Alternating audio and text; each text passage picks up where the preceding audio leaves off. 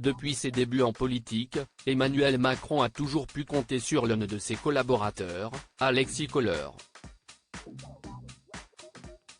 Secrétaire général de l'Élysée depuis le premier mandat du président de la République, Alexis Kohler a cependant été donné sur le départ pendant quelques heures, comme l'explique Politico. Fidèle depuis le premier jour au mari de Brigitte Macron, il semble lui avoir joué un tour qui ne passe pas pour le président. Si l'annonce de son renvoi a depuis été démentie par l'entourage du chef de l'État, le canard enchaîné donnait déjà Julien de Normandie comme son remplaçant. Finalement, Alexis Kohler reste à son poste, malgré une colère d'Emmanuel Macron. En effet, selon des sources habituées de l'Élysée, le président n'aurait pas apprécié que celui souvent présenté comme l'hémisphère droit du président se soit opposé à l'idée de nommer Gabriel Attal à Matignon.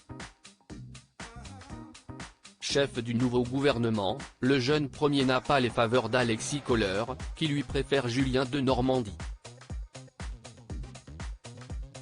En ayant trop fait pour s'opposer à cette nomination, le secrétaire général de l'Élysée aurait fait l'objet d'une gueulante de la part du résident du palais, voire d'un coup de calgon selon des sources.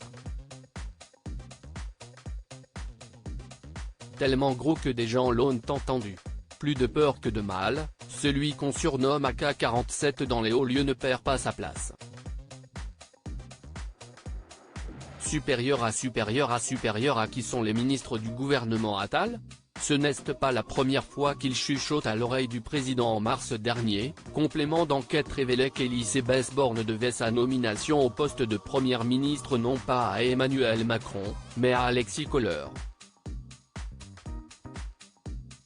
Pour succéder à Jean Castex, l'époux de Brigitte Macron pensait choisir Catherine Vautrin, ancienne ministre de Nicolas Sarkozy.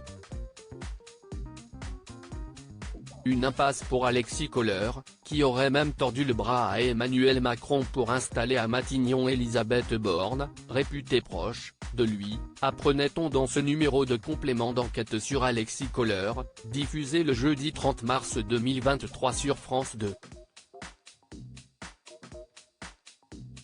Article écrit en collaboration avec 6 médias. Crédit photo, Nicolas Messias-Poul.